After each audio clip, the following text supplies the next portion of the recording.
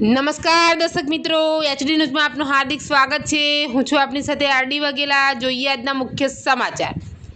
ભરૂચ જિલ્લા પ્રભારી મંત્રી શ્રી પ્રફુલભાઈ પાનસરિયાના અધ્યક્ષસ્થાને JP arts and science college ખાતે સમરસ વિદ્યા સેતુ અભિયાનનું ઉદ્ઘાટન કરાયું। શાળા છોડી ગયેલા બાળકો માટે ભરૂચ વહીવટી તંત્રની પહેલ। સમરસ વિદ્યા સેતુ અભિયાન હેઠળ શ્રેષ્ઠ કામગીરી કરનાર શિક્ષકો અને સંસ્થાઓનું સન્માન।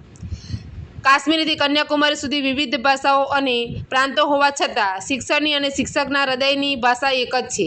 જિલ્લા પ્રભારી મંત્રીશ્રી ભરૂચ શુક્રવાર શાળા છોડી ગયેલા બાળકોને શોધી તેમને શિક્ષણ સાથે જોડવા માટેનો મહત્વાકાંક્ષી પ્રયાસ એટલે સમરસ વિદ્યા સેતુ અભિયાન।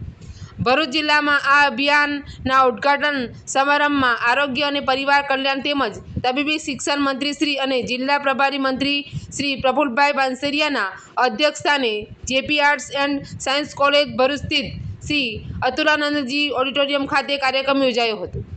આ પ્રસંગે જિલ્લા શિક્ષણાધિકારી શ્રી સ્વાતિબા રાઓલે સ્વાગત પ્રવચન કરી સમરસ વિદ્યા સેતુ અભિયાન વિશેના ફેઝ 01ની વાત કરીને કાર્યક્રમનો ઉદ્દેશ્ય સાથે શિક્ષકો અધિકારીશ્રીને કરેલી કામગીરીને બિરદાવીને તમામ મહાનુભાવોનું અભિવાદન કરીને આવકાર્યા હતા।